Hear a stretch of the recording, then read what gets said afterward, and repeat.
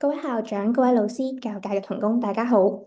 歡迎大家抽空出席今日由毛筆主辦嘅毛筆小學中英文 AI 教學革新發佈會，紙上批改與因材施教新里程。咁我係毛筆嘅 Tina，今日好榮幸咧獲得香港電腦教育學會嘅支持，舉辦今次嘅線上講座，並邀請到毛筆嘅創辦人鄭樂之先生同大家分享點樣透過 AI 去帶領我哋行入紙上批改同埋因材施教嘅新里程。今日咧，我哋只係一個初步嘅介紹，因為之前咧試用過嘅老師咧都有唔少正面嘅評價，我哋都希望有更加多嘅老師可以親身咁體驗我哋嘅功能。為咗咁，我哋都會喺6月18號搞一個大型嘅發佈會，到時會有更加多真實嘅日校老師分享佢哋點樣將毛筆融入佢哋日常嘅教學，同埋佢哋帶嚟嘅具體成效。如果各位老師有興趣了解咧前線老師嘅實際嘅應用咧，記得之後咧報名我哋6月18嘅活動，咁我哋之後都會喺聊天室提供呢個報名嘅連結。好，而家等我為各位介紹一下咧今日嘅活動流程。首先咧，我哋會探究 AI 點樣係由一個批改嘅工具啦，去進化成老師嘅教學嘅伙伴。然之後咧，我哋就會進入中文科嘅示範。我哋睇一睇，重點睇一睇 V9係點樣做到紙上批改啦，同埋綜合嘅教材生成。我哋可以生成到漫畫啦、練習啦，同埋閱讀理解。跟住落嚟，我哋都會講一講自主寫意嘅 Chatbot，睇下 AI 點樣可以喺課堂上面啦，或者課後啦，可以令到學生可以進行呢個自主嘅學習。跟住落嚟到英文科，我哋會示範我哋英文嘅紙上批改，即係 on paper marking，同埋我哋 TSA 嘅回饋。咁最後我都有個 Q&A session，同埋介紹大家關心嘅免費試用計劃。咁事不宜遲，我哋即刻進入今日嘅主題。等我哋歡迎我哋今日嘅主講者，毛筆嘅鄭樂之先生，樂之為我哋詳細講解。係，唔該晒，樂之。好，唔該，Tina。搞一搞先，OK，好，各位老師大家好啦。咁今日咧，我想同大家探討下小學嘅批改同埋輔助教學啊。咁好多時候咧，老師喺用市面上嘅工具嗰陣咧，會發現系統級俾咗好多唔同嘅評語，搞到上堂嗰時咧，唔知係邊度講起。咁咧，所以學生都好難消化。咁針對住呢個痛點咧，我哋咧就精簡咗 AI 報告嘅內容咧，嚟減輕學生嗰個認知負擔。好多學校嘅老師咧都同我哋反映咧，喺小學嘅老師咧精簡咗之後嘅評語咧，會符合到小學生嘅水平。咁評語太多，學生反而好難有效學習。咁我哋今日講一講。咁我哋今次咧小學嘅設計重點咧有幾個嘅。第一個係紙上批改。我哋希望咧可以模擬翻老師手寫批注嘅習慣啦，喺學生嘅原稿上面咧直接圈翻個重點出嚟，咁就等個 AI 可以準確指出要改嘅地方啦。第二樣嘢咧就係分層回饋啊，佢系統可以按唔同嘅層次咧嚟提供改善建議啦，譬如標注佢嘅亮點啦，同埋等佢改善嘅地方啦。第三咧就係教材延伸。咁咧個系統可以生成一啲寫之前嘅練習啦，同埋寫之後嘅延伸任務咧，嚟支援老師嘅教學需求。第四個重點咧就係課堂應用啦。咁我哋呢個工具嘅特色之一啦，係同老師保持非常緊密嘅聯繫，甚至可以咧因應學校嘅校情咧嚟度身訂做一啲專屬嘅功能。咁目前咧，我哋而家咧其實已經同好多間嘅學校做深度合作啦，亦都係今日呢場發佈會點解會有啊？咁所以我今日會重點講一講小學版嘅功能嘅總覽。咁涵蓋備課支援啦，我哋有寫前引導啦，同埋今日嘅主軸批改同埋講評流程，仲有課後嘅修訂嘅。咁大家可以係啦聽下。咁嚟緊咧，我哋會了解下個批改功能。咁我哋咧就用呢一個 sample 叫做我設計的智能家居機械人呢條題目為題，同大家一齊睇一個教師嗰個教學事例，了解下我哋嘅報告係點樣協助教學嘅。咁大家可以睇到啦。呢一個咧係一個小五嘅 HAT 嘅寫作範例嚟嘅，咁個題目就係叫我設計的智能家居機械人啦。咁個字數較多，所以我哋一陣會睇一睇個閱讀部分嗰個報告嘅，咁睇下 AI 會點評價。而家我哋大家睇一睇原文先。咁嗱，如果睇到個 screen 咧可以睇啦，如果有啲蒙嘅話咧，可以撳我哋聊天室發送嘅連結嘅。我等1-2分鐘俾大家睇咗個學生寫嘅嘢先。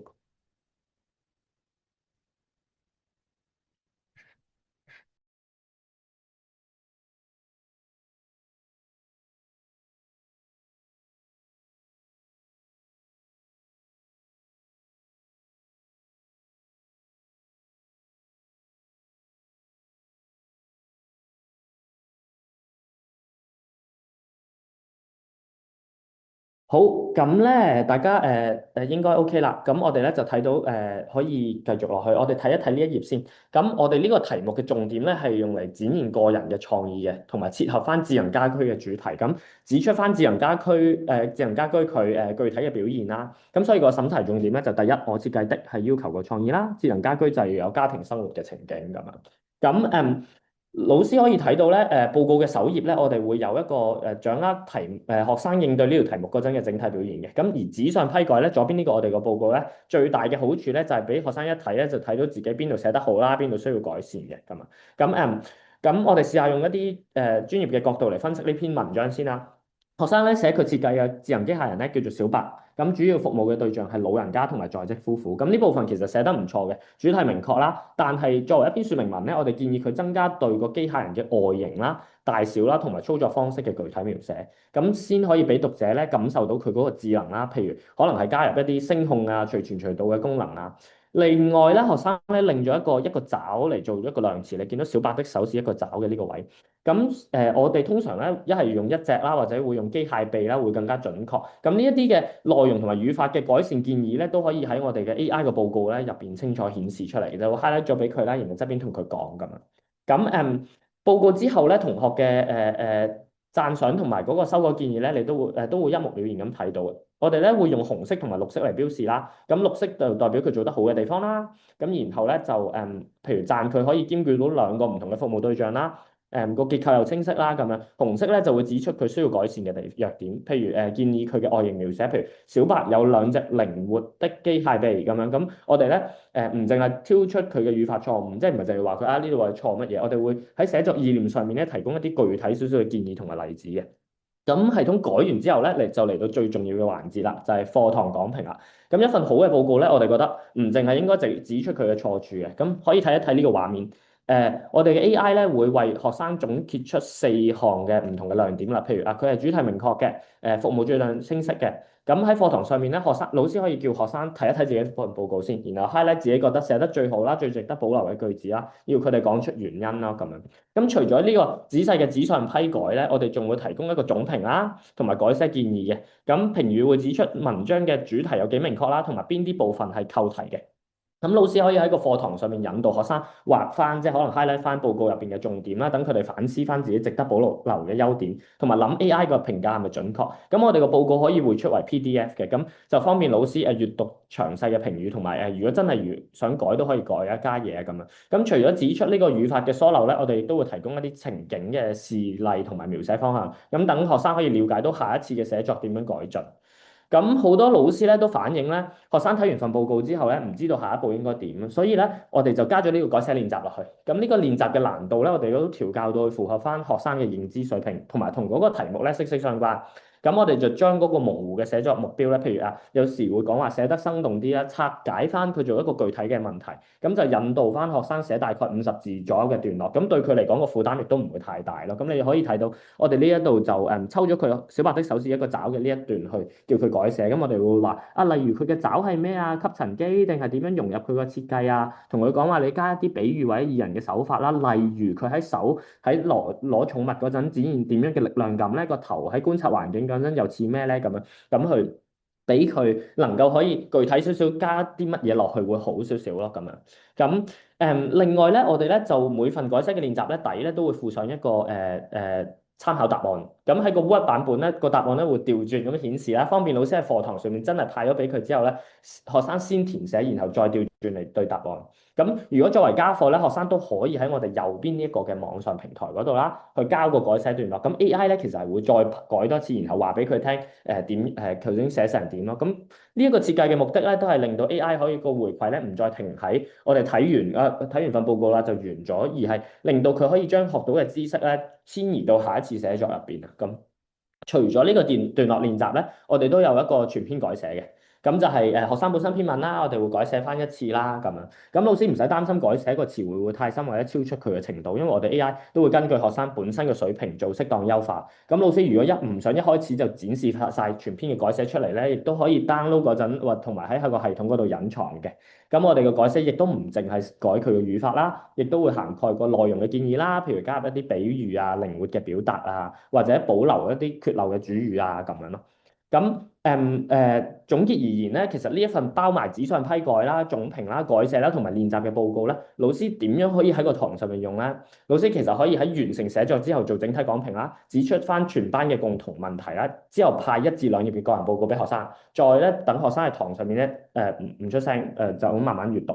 咁因為我哋份報告都幾精簡啊，其實，所以學生咧可以集中精神消化咗，然後之後你老師亦都可以做小組討論啦，引導翻學生搞掂嗰個焦點改寫段落。咁如果課堂時間不足咧，學生都可以翻屋企掃描 QR code 喺網上自己做翻嗰個睇個批改報告同埋完成練習嘅咁樣。咁講完課後批改啦，我哋之後講一講點樣幫老師備課啊，設計多元嘅教材啊。咁呢個就係我哋嘅綜合教材生成器。咁我哋知道咧，AI 嘅應用趨勢咧已經唔再係淨係於生成嘅題目啦同埋問答啦，而係多媒體輸出。咁因為當個學生嘅文字理解能力有限嗰陣咧，我哋咧可以透過唔同嘅媒介咧嚟輔助佢哋理解文章。只要我哋設定好一啲主題同埋級別咧，個系統咧就可以自動生成相應嘅教材。咁個生成器啦，可以產出唔同嘅教材模組啦，包括漫畫啦、概念圖啦，同埋閱讀篇章同埋題目嘅。我哋呢一個咁嗱，我亦都講一講啦。老師見到喺呢度剔啊剔啊，咁之後揀翻大概係咩啊，有咩題目啊，或者甚至擺篇章入去都得，或者擺一個條題目，佢就會自動生成篇章啦咁樣。咁例如呢一度，我哋咧就老師咧就淨係要入咗一個5年級嘅程度同埋主題喺呢度入咗啦。咁然後就我哋咧就會生成相關嘅閱讀篇章啦。咁同埋教師分析喺右邊，咁老師可以將呢啲內容咧做一個閱讀指引派俾學生啦，或者用嚟備課參考嘅。咁我哋亦都會喺生成嘅篇章入邊咧標注翻嗰啲核心結構啊，同埋修辭啊，增進學生喺課外閱讀嘅鑑賞能力啊。同時間咧，系統咧會根據老師設定嗰個題型咧嚟生成相對應嘅呢個閱讀理解練習題啦，同埋詳細嘅選項分析，幫翻學生咧釐清呢個錯誤概念。咁你可以睇到呢一度咧，亦都係我哋生成出嚟嘅一啲視覺化嘅4格漫畫啦。譬如針對 TSA 嘅圖畫説話題啦，咁老師可以快速生成對應嘅漫畫嘅。咁如果個課文嘅起承轉合再複雜啲，或者有啲插敘啊、倒敘啊、時間跳躍嘅情況咧，老師咧都係淨係需要將個課文輸入去生成器，系統亦都可以將個情節轉化為漫畫，咁就幫個學生可以直觀咁理解到文章嘅結構咯。咁就可以大幅節慳老師備課同埋製作教具嘅時間。咁係咯，老師可以試一試嘅。咁除咗課後批改同埋課前準備咧，我哋都好重視個課堂中嘅互動嘅。咁上年咧，我哋就同中文大學嘅劉傑寧教授啦合作進行咗研究啦，探討學生喺課堂上面點樣用 AI 做寫作伙伴啊。咁同埋幫佢嘅構思嘅意念啊，同埋促進自主學習啊。咁呢個就係我哋上年喺中學推出嘅自主寫意 Chatbot。今年咧，我哋正式將呢個中學嘅功能咧延伸咗去小學嘅使用。咁我哋知道，因為寫作過程咧分計劃啦、轉譯啦，即係寫作本身啦，同埋反思嘅3個階段。咁我哋希望 AI 可以喺呢個階段都發揮到作用咯。咁而我哋個寫作嘅呢3個階段，我哋亦都 AI 希望可以喺每個階段都可以協助到學生去做自主學習。咁計劃階段 AI 咧就做一個資源工具，即係可能學生咧輸入一啲食物嘅名稱啦，AI 即係快啲去提供一啲字眼啦，去幫到完成嗰個學習工作紙。咁轉譯階段咧就 AI 去幫佢寫作，即係學生卡住嗰陣咧，就純粹幫佢轉為通順文句，就唔好幫佢寫晒成個出嚟，因為亦都有啲研究指出，劉傑寧教授都話啦，如果我哋成篇文俾晒佢，個學生其實就抄就唔會諗嘢咯。最後反思階段咧，AI 去提供一啲評語啦，同埋修改建議，咁就老師輸入學生嘅作文咧，AI 再俾回饋佢，引導佢回饋同改進。咁所以 AI 分別咧係資料提供者啦、寫作輔導者啦，同埋評量嘅回饋者，咁就可以融入到成個寫作教學啦。咁我哋呢一個嘅自主寫意嘅 AI 小助手咧，經過呢個專門訓練咧，佢係唔會回答一啲唔相關嘅問題，亦都唔會直接代筆寫作嘅。咁呢個好重要，因為佢根據教師設定嗰個教學重點嚟引導佢咧。譬如我哋今次嘅重點係描寫食物嘅特點咧，AI 就會圍住呢個目標俾回饋啦。咁呢一個功能咧，好新嘅，亦都係喺課堂上面提供咗好大嘅彈性嘅，因為老師其實咧好難1對1為每位嘅學生嘅寫作意念俾到即時回饋，但係如果有呢一嚿嘢，又同時唔會幫佢寫埋咧，而家就有一個全天候嘅寫作伙伴，學生就可以隨時獲得呢個引導啦。咁老師亦都唔使擔心學生濫用，因為我哋後台會記錄晒所有對話啦，老師亦都可以隨時睇翻學生係咪有認真構思啦，同埋針對翻需要幫助嘅學生進行跟進啦。咁所以而家嘅呢一個功能咧喺中學嗰度係用得幾好嘅，咁我哋啱啱就開放翻俾小學用啦咁。好，咁老師可以 scan 呢個 PowerPoint 嘅 QR code，咁左邊咧就係、我哋去測試用帳戶嘗試去自主寫意 chatbot 嘅功能。咁當然啦，我哋老師如果喺臨尾咧填翻嗰個feedback form 咧，我哋都會將呢啲連結 send 翻俾老師嘅。咁右邊個 AI 小錦囊，老師可以 scan。咁咧就我哋會講一講自主寫意嘅部分啦。咁亦都會之後我哋都會 send 翻今次嘅講座嘅 PowerPoint 俾各位老師，所以老師之後都可以試。好，有啲老師可能咧就會擔心小學生咧係咪真係識得操作 AI 啊咁樣，所以咧右邊嗰個寫作錦囊咧就係、提供唔同階段嘅提示詞嘅範本，咁引導學生點樣正確咁向 AI 提問。咁譬如學生可以根據錦囊嘅提示啦，嗱呢度睇到佢提供一啲寫作意念，咁或者係提供一啲形容詞啊或者描寫手法啦，咁我哋都會嗰個寫小錦囊咧就係、我哋會教學生就我想嚟形容乜乜乜嘅乜乜乜，請提供一啲詞語啊句子示例。咁當然，因為我哋其實喺嗰個自主寫意嘅嗰個上面咧，你會見到咧，我哋右上面已經擺咗啲小錦囊入去啦，所以其實嗰一份嘢咧唔一定要俾學生，我哋嗰份嘢咧就直接入咗去呢度入邊。咁學生喺呢度撳完之後咧，自己改埋咧，佢就會可以利用到呢個錦囊嘅嘢去做填寫一啲關鍵字之後，就可以生成到合適嘅對話指令，就教到學生點樣同個 AI 互動，就唔係淨係有個學生自己亂咁同個 AI 去傾咯咁。咁所以，我哋嘅呢啲引導咧，具體係點樣使用咧？就嗱，你會見到嗱，譬如呢一度學生咧，我展示咗學生嘅操作界面嘅右邊咧，就係佢話我想形容湯圓嘅滑嫩嘅口感，可以用咩詞語咧？咁樣咁當然係係啦，咁佢撳咗之後，佢可能就將佢變咗做湯圓滑嫩口感咁樣改咗之後，佢就會寫作自主寫意小助手咧，就可以幫到佢去提供唔同嘅感官描寫嘅建議咯，咁樣。咁我哋呢度咧想強調一點嘅，因為而家好多學生翻屋企，其實佢哋都用 AI 嘅，即係豆包啊，或者 DeepSeek 啊都好啊，或者 Gemini 啊。但係我哋個自主寫意咧有兩個核心價值嘅，第一佢有個護欄機制，唔想佢亂咁生成一啲內容啊，或者直接幫學生寫埋。第二就係佢配合翻正確嘅教學法咧，我哋會要求學生先自己用個腦諗咗先，然後完成個實體工作紙上面嘅初步構思。之後先至用 AI 嚟輔助，AI 咧淨係一個工具，學生先係自己寫作嘅主人。咁我哋就覺得咁係真正嘅自主學習咯。咁實際用嗰陣咧，學生會完成咗紙本嘅結構圖先，即係然後咧就將呢結構圖入邊嘅嘢咧嘅意念咧擺入 AI 度，AI 咧就會評價佢個構思啱唔啱啦。即係會唔會有一啲其實嗰個取材唔係好啱嘅咁樣，咁或者去尋求個詞彙上面嘅幫助，咁就可以確保學生真係參與思考嗰陣咧，就唔會過度依賴 AI 而失去咗個寫作能力咯。咁同呢個 AI 互動嘅過程入邊咧，學生可以除咗不斷檢視生成嘅內容咧係咪符合自己原意咧，亦都可以幫到佢哋培養到自己反思啦同埋修訂嘅能力。咁呢個自主寫意功能由寫前引導啦、寫中支援啦，去到寫後反思咧，亦都全方位咁照顧咗老師嘅教學同埋學生嘅學習需求。咁如果各位老師對中文科嘅功能有任何疑問咧，歡迎可以先喺個聊天室提問嘅，我哋之後咧會喺 Q&A 環節咧一次過解答。咁接下落嚟咧，我哋會進行呢個小學英文嘅部分。咁首先咧就同大家介紹呢個英文科嘅 AI 紙上批改同埋 TSA 報告嘅功能。咁嚟緊亦都會出 HKAT 嘅報告功能嘅喺英文科上面。咁我個同事咧而家會喺個 Zoom 嘅聊天室咧發布呢個英文嘅範例嘅報告連結啦，老師可以撳落去睇啦。老師亦都喺呢度睇一睇，呢個係一篇小六嘅 TSA 題目。Jason and his family went to a museum last week 嘅一條題目。咁呢個老師可以睇到呢篇文章嘅水平唔錯嘅。咁個情節咧就係講述主角阿 Jason 因為好無聊啊，有惡作劇啊，所以喺個追逐入邊咧打爛咗個花樽，然後後面要承擔後果咯。咁係咯，我哋睇一睇。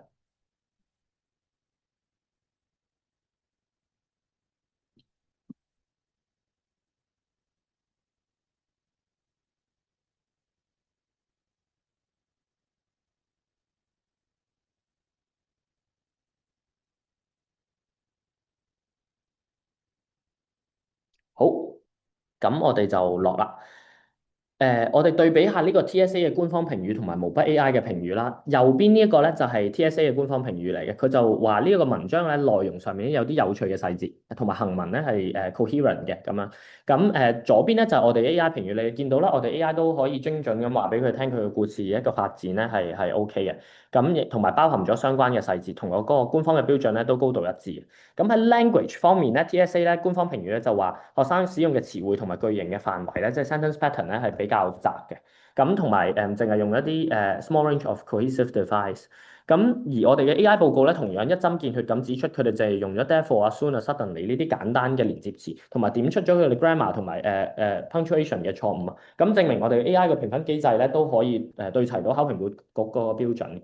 咁英文科咧都有呢個紙上批改嘅功能嘅，所以畫面嘅圓方嘅左邊嗰個原稿嘅圖入邊咧，AI 咧會喺學生嘅手稿上面咧 highlight 翻佢錯嘅地方啦，然後保留翻老師熟悉嘅批改方式。右邊咧我哋就會顯示到佢嘅評分啦，同埋總評啊，同埋嘅原因啦咁樣。咁之後咧，我哋要介紹我哋覺得最可以提升到學習動機嘅互動設計啊。咁學生咧喺個報告上面咧係可以online 咧 click 落去嗰個錯誤度，即係譬如呢個橙色啦，click 落去咧，咁佢就會即時完成一啲小練習同埋做改正嘅。咁譬如文章最後一段，你見到呢度佢話 Jason's leg shaked like leaves 咁樣。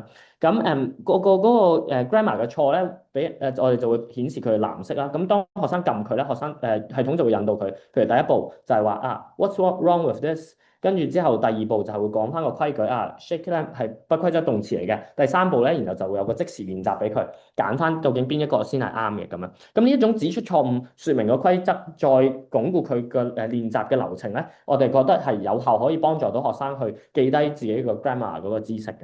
咁除咗即時嘅小練習咧，我哋都會提供一個段落改寫啦。咁放心咧，AI 提供嘅改寫版本咧，亦都係會符合翻小學生嘅能力水平，唔會用翻啲好難嘅詞。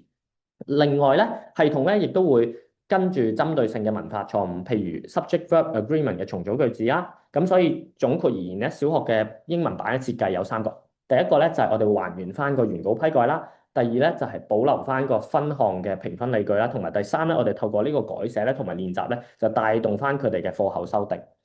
咁我哋毛筆嘅中英文產品咧推出咗之後咧，我哋其實都收集咗好多唔同嘅前線老師嘅實際使用回饋嘅，我哋就得出一個好重要嘅結論：AI 嘅報告一定要可以帶到入個課堂啊！如果學生淨係自己喺個網上面睇咗報告就算，呢個成效其實非常之有限嘅。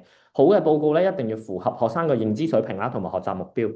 所以我哋都喺度做咗好多功夫。咁老師嘅反應咧就係話，我哋個平台咧會能夠令到個回饋咧變得更加清晰啊，同埋改寫嗰個練習嘅份量適中，學生亦都唔會太吃力咯。同時間咧，亦都可以俾佢哋反思到自己嘅寫作內容，咁就會做到 AI 嘅建議入邊吸取知識嘅呢一樣嘢啦。咁樣喺呢一度分享翻一個課堂實踐嘅方法啦，老師亦都可以翻去試下啦，因為大家各位參加今日嘅咧都會獲得一個都會獲得試用 account 嘅。咁老師咧可以喺課堂抽10分鐘咧，俾學生閱讀咗個人報告啦，鎖定翻 AI 標注最弱嘅一段做改寫啦。咁呢一啲一步一步嘅訓練咧，令到學生唔再被動咁接收報告，而係帶住一啲目標去學嗰啲修訂。咁如果個課堂時間不足咧，亦都可以叫佢哋翻屋企作為一個功課咁樣去做。咁面對住唔同能力嘅學生咧，老師咧可以調整翻嗰個回饋嘅難度。基礎弱啲嘅學生咧，可以由句子改寫開始啦，建立翻佢哋嘅成功感先啦。能力強少啲嘅學生咧，就可以挑戰成個段落嘅自主優化啦。咁我哋建議老師啱啱開始咧，唔好一次過我推晒全部，就可能試住一班、試住一篇、試住一段嘅改寫，慢慢一步一步咁樣獲得成功咧，嗰個教學就容易啲落地啦。咁樣，咁所以總括嚟講咧，我哋都信老師嘅專業判斷咧，先係教學嘅核心啊。咁去揾一啲錯別字或者標出文法嘅錯誤，呢啲機械性嘅工作咧，可以俾翻 AI 快速搞掂。而老師咧就可以將心力擺翻喺睇學生個取材係咪精準啦，文句係咪有溫度啦，同埋帶領課堂嘅討論上面咧，嚟提升嗰個教學嘅效能嘅。咁好啦，嚟到呢個發佈會嘅尾聲啦。我哋好感謝各位老師留到最後啦。今日咧，我哋會提供3個月嘅免費試用俾在場嘅所有學校嘅。咁大家可以填寫畫面上面嘅 QR code 啦，咁寫一個回饋表格。咁你可以即刻申請我哋最新嘅中英文 V9批改系統。咁老師唔好走住，因為咧今日咧得我一個人講解，可能比較單向啦。如果你想睇下其他小學或者嚟緊亦都有中學啦嘅實際應用案例同埋課堂教學事例咧，我哋6月咧係會有一場大型嘅發佈會嘅。咁到時咧亦都會有更加豐富嘅實戰經驗。咁而家我哋咧就會老師如果到時有興趣嘅話，亦都可以喺個 QR code 呢一個 QR code 咧，左邊呢個 QR 中間呢個 QR code 填完之後咧，話翻有興趣，我哋就會將6月嗰個發佈會嘅資料咧 send 翻俾老師啦。咁樣，咁我哋而家就入呢個 Q&A 環節啦。如果大家對呢個中英文嘅功能咧有咩疑問咧，亦都可以踴躍咁提出，我都會逐一解答嘅。感謝各位。好，我睇一睇啲問題先。第一條咧係學生喺上載作文嗰陣咧，有冇啲咩要求咧？如果學生個書寫欠整潔，會唔會影響 AI 理解文章內容咧？嗱，我哋暫時咧嘅測試上面咧，喺學生 upload 嗰陣咧，如果有啲老師嘅評語咧，有可能咧係會令到嗰個作文咧嗰啲字係認錯嘅。咁但係亦都有時候，如果學生嗰啲字真係太核突咧，亦都係會認錯嘅。咁但係我哋暫時去試嗰陣，一班上面咧都其實大部分都係認到，同埋就算一級咁樣試咧，大部分嘅同學仔都係得咯。咁而有一啲老師亦都提翻我啦，就係佢而家都用緊一個方法嘅，就係如果個同學仔譬如寫英文真係認錯咗咧，佢會同個同學仔講，喂，你睇下 AI 都認錯你嘅咁樣嘅方法去做。咁當然亦都係關少少，就係實際上面嗰個我諗老師實際上試一次，可能一班或者一級咁樣，老師就會大概get 到佢嗰個認嗰個即係嗰個認字嘅係點咯。但係我哋都係準確個度係能夠喺個課堂上運用嘅程度㗎啦，已經係啦。好，第二題咧就係請問學生嘅字跡潦草，AI 可唔可以成功掃描到佢哋嘅文件？哦，我諗呢個都係亦都係同樣嘅題目咯，係老師可以試一試。我哋係覺得係好準確㗎咯，所以係可以認到嘅。係第三條。碌一碌得唔得？唔該，好。學生完成段落改正之後，AI 會唔會再改一次？嗱，喺我哋個網上面咧，學生完成咗之後，如果 paste 上去咧，係我哋會再改多次嘅。咁但係嗰一個咧就唔係一個完整報告啦，淨係得一個評語話俾佢聽嗰個段落改寫成點咯。咁另外，如果老師係對學生喺個報告上面做完之後想影相去再改咧，呢個功能我哋都可以諗辦法加入去。咁老師可能可以亦都WhatsApp 話俾我哋聽，喂，呢個其實我真係想要喎。咁我哋亦都加緊腳步，快啲做咗佢出嚟，我哋會排翻我哋嘅 priorities，咁就會做快啲咁樣係。好，之後咧第四條，可唔可以講解生成嘅時間？好，大概咧我哋暫時試咧應該係15分鐘至到20分鐘左右咁樣，係啦。咁所以老師亦都可以試一試咯。但係我哋就算你全級入落去咧，亦都係15分鐘至20分鐘就成級都會改好晒啦咁樣。係我哋個批改嘅時間咧係長少少嘅，原因係因為咧我哋亦都係擺咗好多唔同嘅步驟喺入邊。咁令到嗰個確保出嚟嘅質素真係好咯。咁就會老師亦都自己可能亦都試過啦，將一篇作文就咁抌俾Gemini 啊，或者抌俾豆包去改，都改到。但係佢出到嚟有好多嘢可能唔係好符合個標準，或者有啲嘢錯嘅。咁呢個就係點解我哋個批改會更加好嘅地方係。好，可唔可以顯示 AI 改錯別字嘅範例？可以睇一睇先。誒，我呢度有冇咧？嗱，我哋咧喺中文上面咧，因為咧錯字咧其實係入唔到個系統嘅，所以咧其實而家暫時咧都係改別字比較多，即係我哋可能認錯咗佢做第二個字啦，或者學生其實嗰個字寫得太錯，跟住就 AI 完全認唔到咁樣嘅，咁佢就會話佢係嗰個位有問題咯。咁老師可以實際上試一試，係啦，唔該。我呢度應該就冇一個咁樣 prepare 到個咁嘅事例，你有冇啊？你可能有。好，我睇下仲有冇先。有冇啲平台有功能幫助到認字困難嘅學生？老師呢個係個幾好嘅問題。我哋我可能完咗個 talk 之後，我再同老師傾一傾。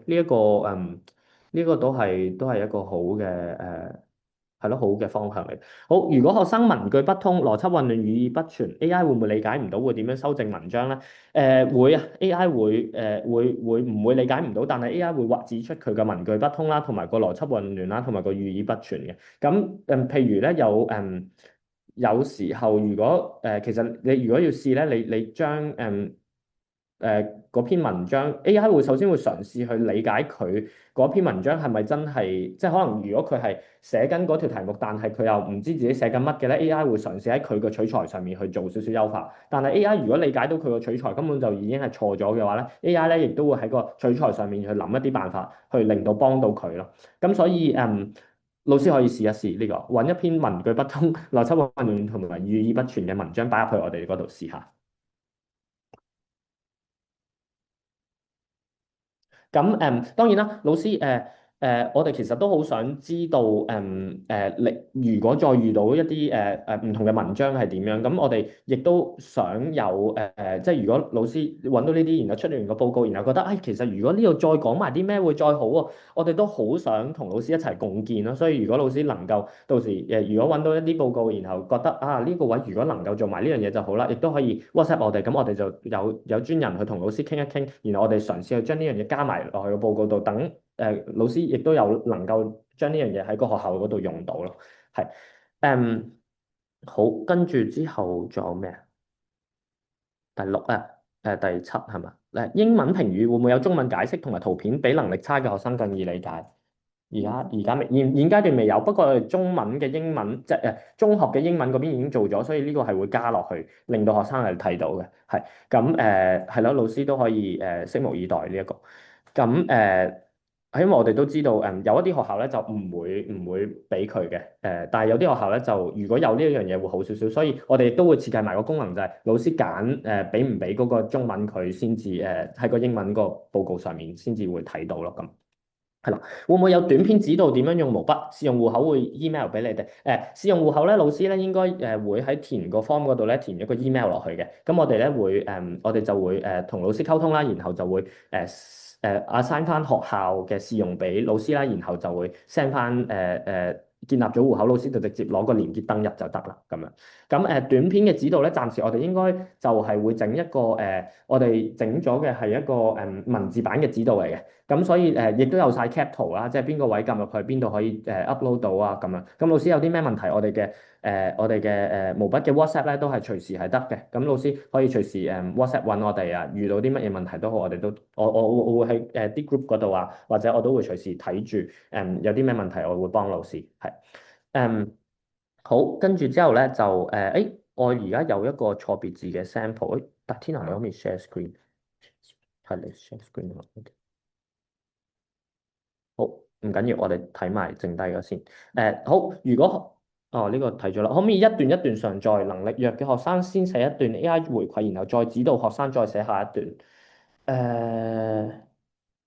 等下先，我開翻個 QR code 俾大家先，我驚有先寫一段，呢個都係一個好嘅方法。嗱，暫時咧，我哋運用即係如果學生寫完再回饋，再指導學生寫下一段嘅話咧，就需要用到嗰個自主寫意嘅嗰個 chatbot 嘅功能啦，係可以咁樣做嘅。即係如果老師運用自主寫意嘅 chatbot 喺個堂上面俾個學生入咗個題目落去啦，生成咗個 chatbot 啦，咁然後俾個學生用個連結嚟運用咧。學生咧就可以喺入邊擺咗一段落去，AI 就會話俾佢聽呢一個方向係好定唔好啦。咁然後咧就回饋完，然後佢再寫下一段落去。咁當然亦都要配合翻老師嘅課堂上面嘅教學咯。老師可以用呢個方法嚟實驗下，係啦。咁但係佢就唔會好似一個報告咁樣成個出咗嚟啦。咁可能佢寫完晒成篇文之後咧，就要擺翻，即係如果真係想要生成一個報告咧，就要個學生寫翻出嚟或者paste 翻出嚟，咁然後再入翻落毛筆嘅改作文批改嘅嗰個系統嗰度，再生成翻一個報告俾學生。係啦。咁但係如果係想喺個寫作嘅過程入邊去做回饋，可以用自主寫意嘅 chatbot。係。好，你 share 唔 share 到啊？share 唔到。咁我 share 好啲。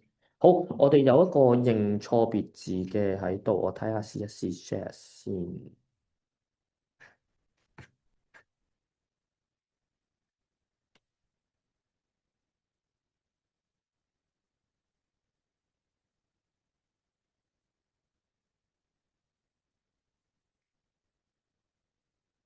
仲有冇問題啊？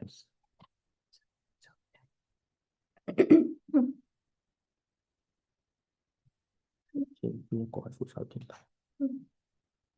冇 share。好，呢一個咧就係嗰個sample 啦。咁咧，老師可以睇到咧，我哋呢一度，然後我們乘沒手電梯，咁佢寫咗沒手電梯，我哋就 identify 到呢度寫錯字啦。咁然後我哋就會指出佢應該係扶手電梯咁咯。呢一度，咁老師就見到其實嗰個認別字嘅功能咧就喺呢度。咁係啦，仲有冇問題？好，Chatbot 可唔可以認拍照、認手寫字？係。係唔得嘅，暫時係唔得嘅。呢個如果嗰個 chatbot 可以認手寫字都好，我哋 mark 一 mark 低先。老師嘅建議都幾好，係，但係暫時係唔得嘅，一定要可能用嗰個方法就係派 iPad 或者如果 BIOD 嘅話，老師本身係有 iPad 喺個學生嗰度嘅話，就可以喺堂上面直接手寫板咁樣手寫輸入。嗯，好，仲有冇問題？冇嘅話就咁就差唔多。要等一陣。好，咁喺呢個時候就提一提大家啦。頭先個 QR code 啦，或者係我哋嗰喺個回饋嘅問卷喺嗰個webinar 嗰個 chat 嗰度，即係 Zoom 嗰個 chat 嗰度咧，就 send 咗條 link 出嚟㗎。老師亦都可以撳落去，咁然後填咗份 form，我哋就會send 翻個出席嘅證書俾老師啦，同埋俾翻3個月嘅試用老師。咁如果如果有啲咩問題，都隨時喺 WhatsApp 度6807851可以聯繫到我哋。咁好多謝老師各位今日嘅參與呢一個我哋嘅發佈會啦。咁亦都好希望老師繼續用喺上面，有啲咩問題嗰陣都可以話俾我哋聽，我哋亦都跟住老師嘅建議去改。多謝大家。